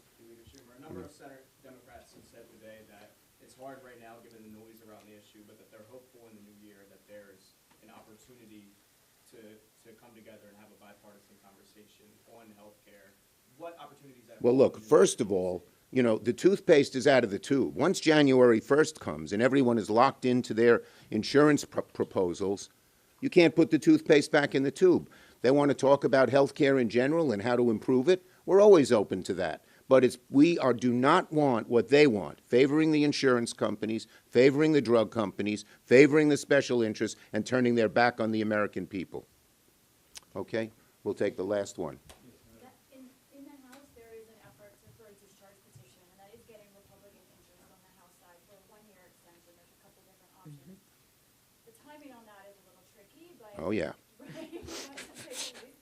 But in theory, if the House manages to bring up a one-year extension, would you want the Senate to come back? Let's see I'm not going to prejudge what the House does. Let's see if they can pass anything. Right now, Johnson has said he's against any extension of ACA for 3 years, 2 years, 1 year, 12 months, 10 months, 8 months, 1 week, 1 day. He's not for any of it. Even with some of their reforms. Senator Schumer's office has been open. I know, I walk in there. The door is open for them all this year. Over and over. We proposed a one-year plan, and they turned it down. We had them vote on it. So this idea that they suddenly, in the last minute, more power to them. But if they're going to come forward, then they need to get unified come forward. This is not happening. The discharge petition and the fact that we got a bipartisan vote here today shows you that they're on the wrong side of the issue, that the American people, their own constituents, are with us. And we're not asking them to stand with us. We're asking Republicans to stand up for their own constituents. This is such a crisis, and they're busy playing games. And you can see where the votes are in the country and even here in the Senate. We're getting some bipartisan support for our proposal, but the leadership of the Republican Party and Donald Trump are against any extension of ACA credits, and after January 1st, as I said, the toothpaste is out of the tube. They care more about pissing off Donald Trump than they do their own constituents. Have you guys talked to the president? Have you called Donald Trump? He has called. Yes, I have, and when we talked to him, he said, I need a whole new ACA. When was that? At our meeting. At our meeting. No, this wasn't be clear, this wasn't a separate phone call, Leader Schumer. No. That was the last. Come back and explain, this is important, Senator Schumer. I am talking about when Hakeem and I met with him. In September. Yes, and since then, all his public statements have said he is not for extending the ACA credits. Once he began to say it, and then he retracted the next day.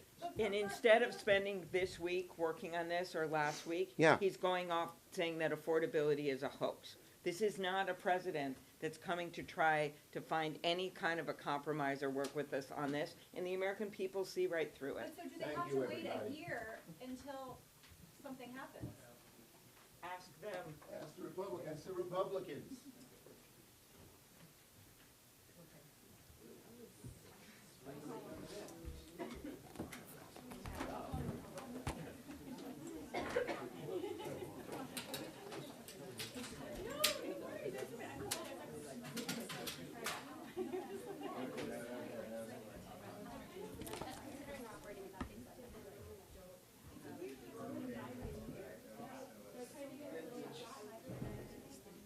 How's the vote going?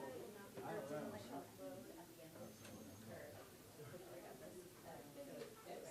I know, I've been there, don't worry. Thank you, thank you.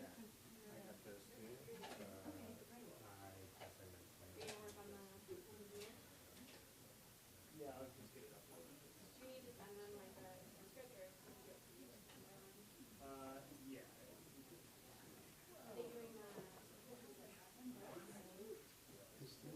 December.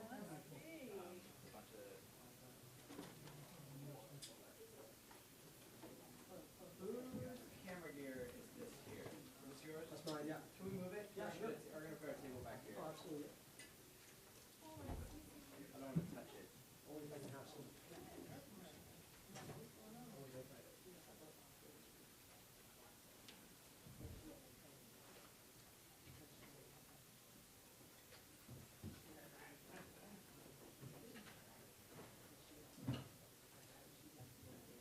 You're good, you're good. Space.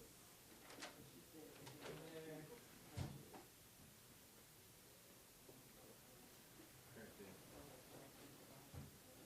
I'll grab a cookie from my work. You earned it. You put it back in. Yeah.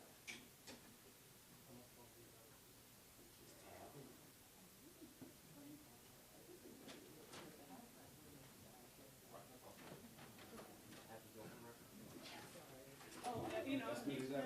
I got it. I was doing the pivot for. Oh, yeah.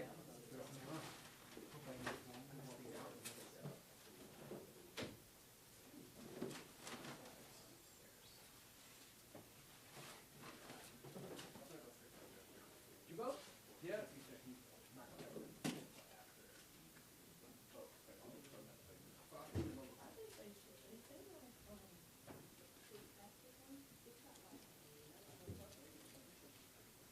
How was that, Rick? Listen, I blame the sugar.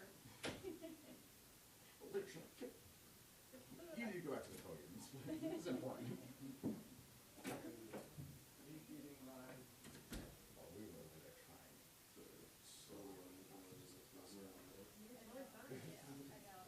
The press forced it back to the podium. No, I think that's it. Hold on, I should have asked. And then President Trump said to me, Yeah. walking What? around, I'm like, what? Oh, back in September, okay. I know. Oh, God, yeah, it sounded like yesterday. Very like.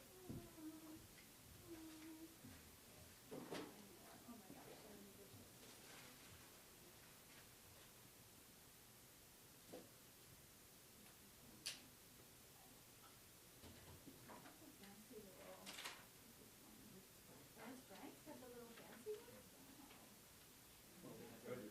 He said they heard about one party last night. Oh. That's all. That's a smart play. you spelled the right ones.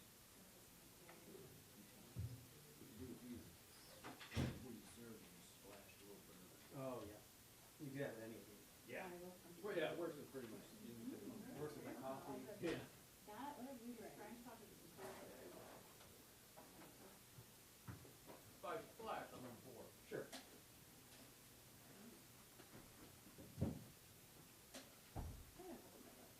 Hey, Oh, hi. how are you? Stealing candy.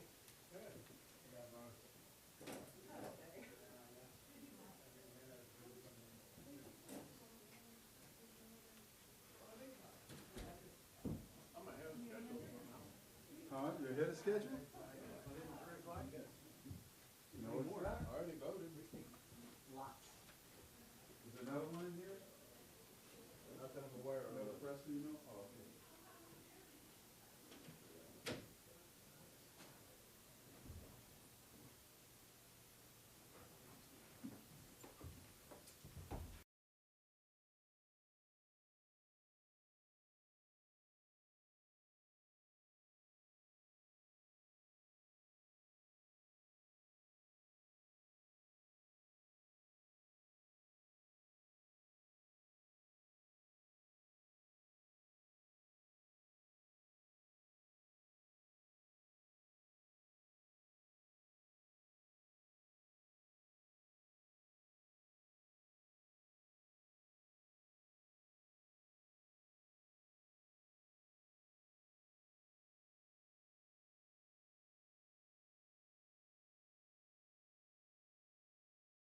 Gentleman from Texas, Al Green.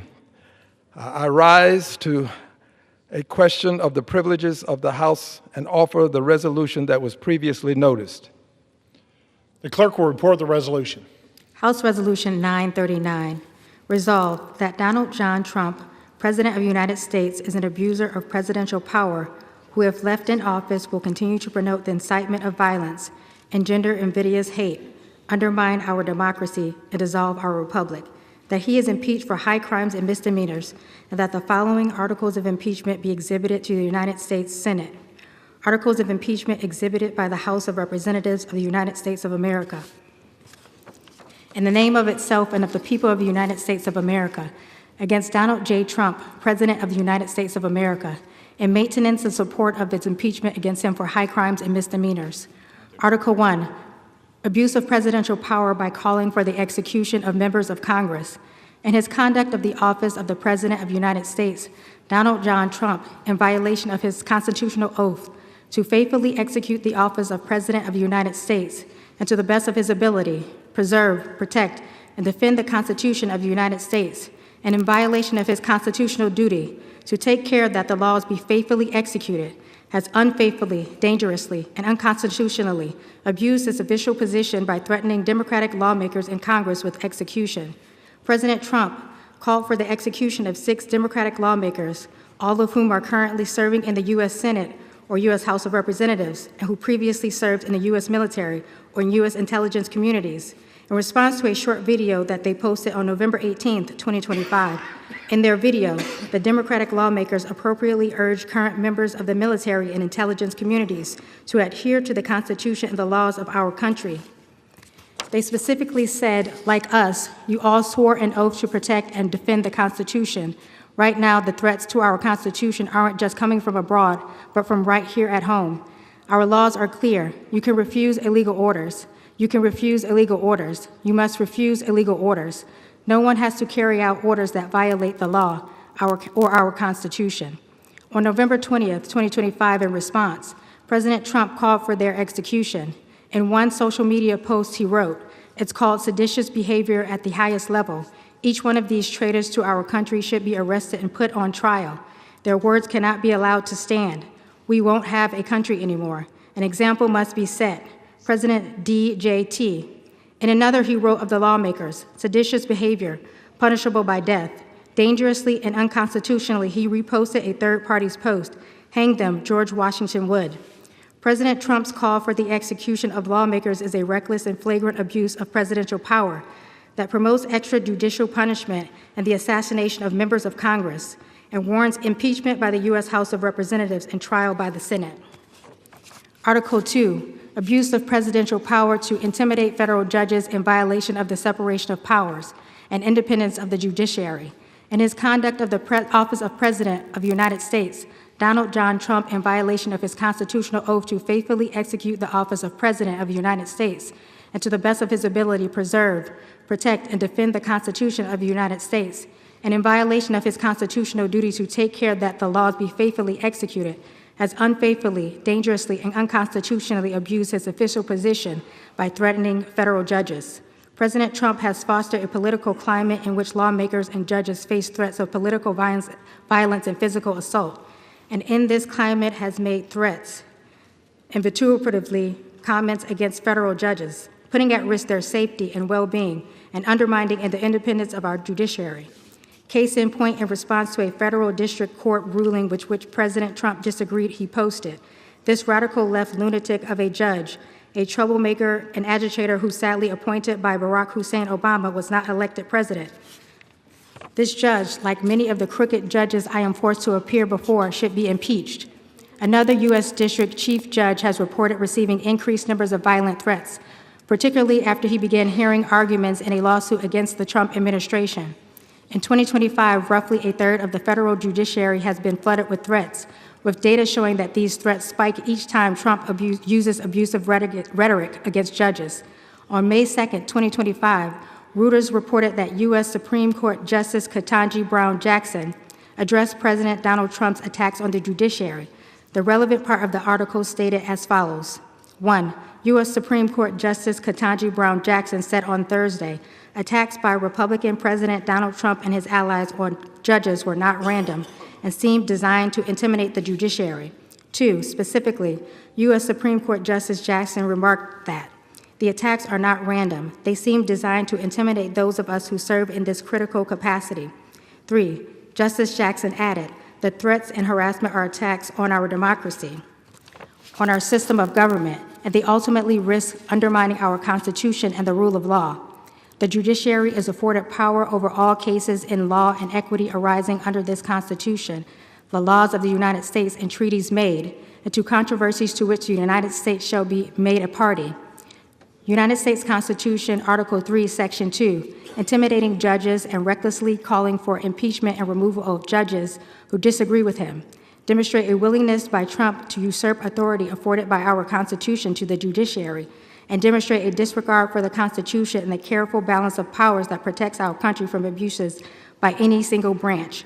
President Trump's threats place the lives of federal judges, court officials, and innocent bystanders at risk, promote the incitement of violence, and undermine our democracy, which cannot survive where President Trump's incendiary comments endeavor invidious hate and where dissent is punishable by death. In all of this, Donald John Trump has acted in a manner contrary to his trust as president and subversive of constitutional government, to the great prejudice of the cause of law and justice, and to the manifest injury of the people of the United States. Wherefore, Donald John Trump, by such conduct, warrants impeachment, trial, and removal from office. The resolution qualifies. For what purpose does the gentleman from Louisiana seek recognition? Mr. Speaker, I have a motion at the desk. The clerk will report the motion. Mr. Scalise of Louisiana moves to lay the resolution on the table. The question is on the motion to lay the resolution on the table. Those in favor say aye. Aye. Those opposed say no. In the opinion of the chair, the ayes have it. The motion is adopted. I call for a vote. I call for a vote. Texas seek recognition. Thank you, Mr. Speaker. I call for a vote. Is the gentleman asking for the yeas and the nays? I'm asking for the yeas and nays, Mr. Speaker. The yeas and nays are requested. Those favoring a vote by the yeas and nays will rise. A sufficient number having risen, the yeas and nays are ordered. Members will record their votes by electronic means. Pursuant to Clause 9 of Rule 20, this 15-minute vote on the motion to table will be followed by 5-minute votes on passage of H.R. 3628 and passage of H.R. 3638. This is a 15-minute vote.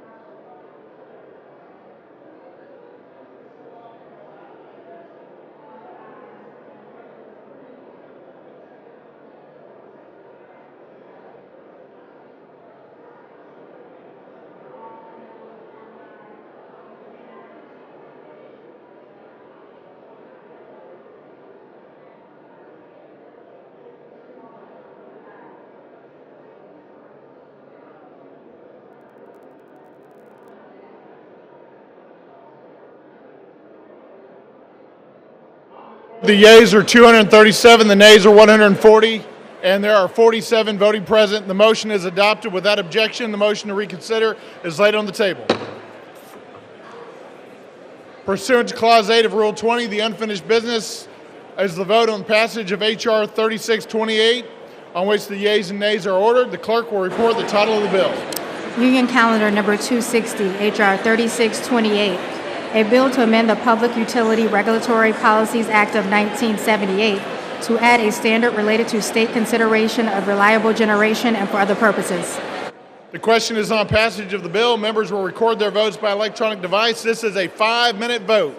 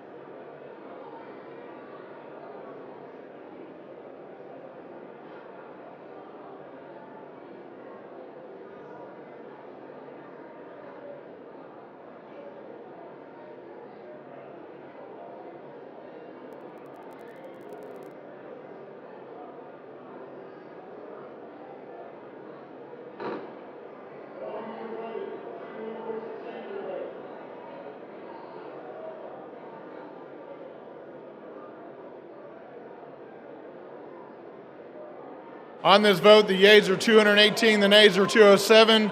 The bill is passed. Without objection, a motion to reconsider is laid on the table. Pursuant to Clause 8 of Rule 20, the unfinished business is the vote on the passage of H.R. 3638, on which the yeas and nays are ordered. The clerk will report the title of the bill. Union Calendar Number 258, H.R. 3638, a bill to direct the Secretary of Energy to prepare periodic assessments and submit reports on the supply chain for the generation and transmission of electricity and for other purposes. The question is on passage of the bill. Members will record their votes by electronic device. This is a 5-minute vote.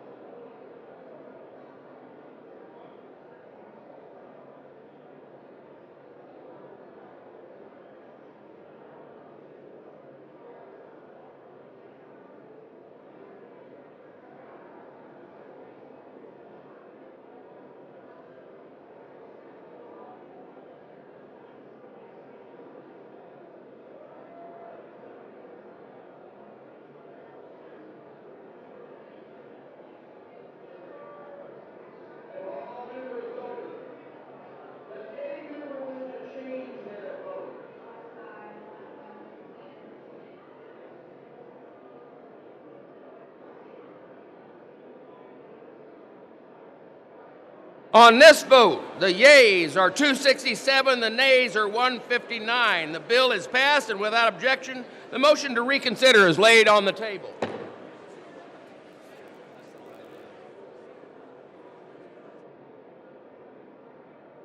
Pursuant to House Resolution 936 and Rule 18, the Chair declares the House and the Committee of the Whole House on the State of the Union for further consideration of H.R. 3383. Will the gentleman from Texas, Mr. Moran, kindly take the chair?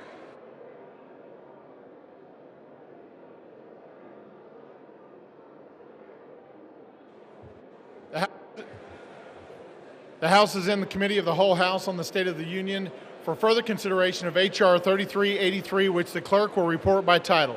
A bill to amend the Investment Company Act of 1940 with respect to the authority of closed-end companies to invest in private funds. When the Committee of the Whole rose on Wednesday, December 10, 2025, Amendment Number 5, printed in Part B of House Report 119-399, offered by the gentlewoman from California, Ms. Waters, had been postponed.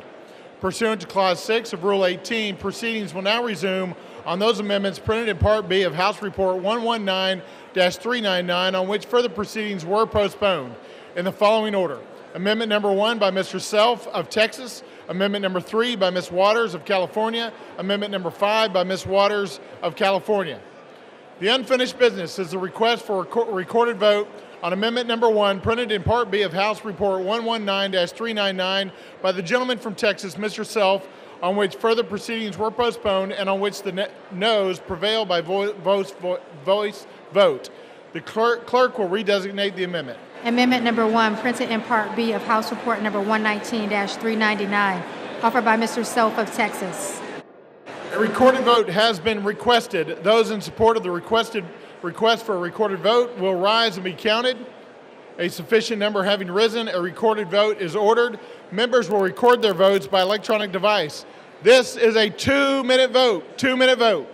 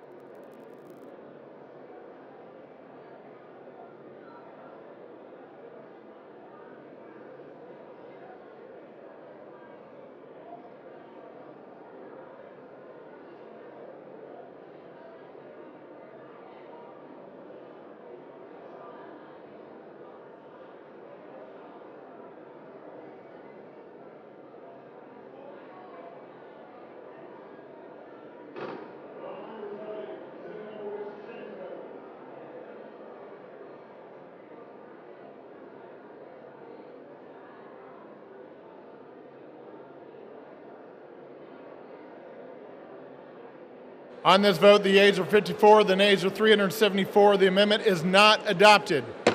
The unfinished business is a request for a recorded vote on amendment number 3, printed in Part B of House Report 119-399 by gentlewoman from California, Ms. Waters, on which further postponed and on which the noes prevail by voice vote. The clerk will redesignate the amendment. Amendment number 3, printed in Part B of House Report number 119-399, offered by Ms. Waters of California. A recorded vote has been requested. Those in support of the request for a recorded vote will rise and be counted. A sufficient number having risen, a recorded vote is ordered. Members will record their votes by electronic device. This is a 2-minute vote.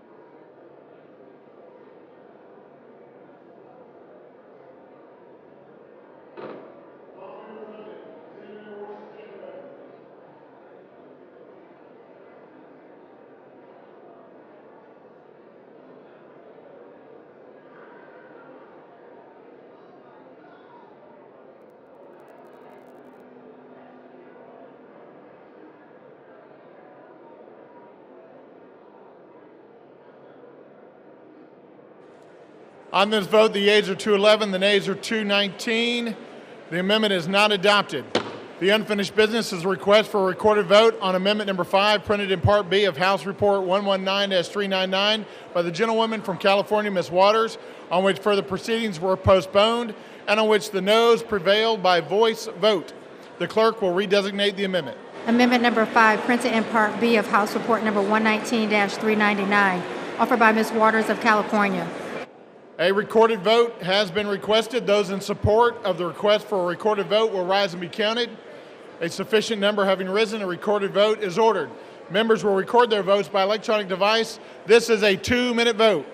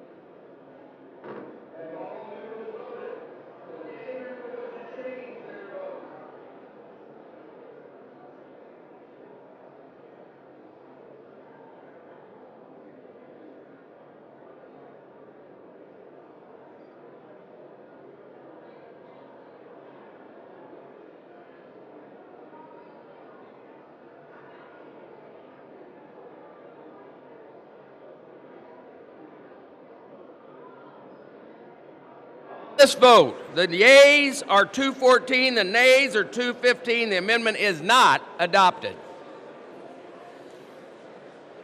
There being no further amendments under the rule, the committee rises.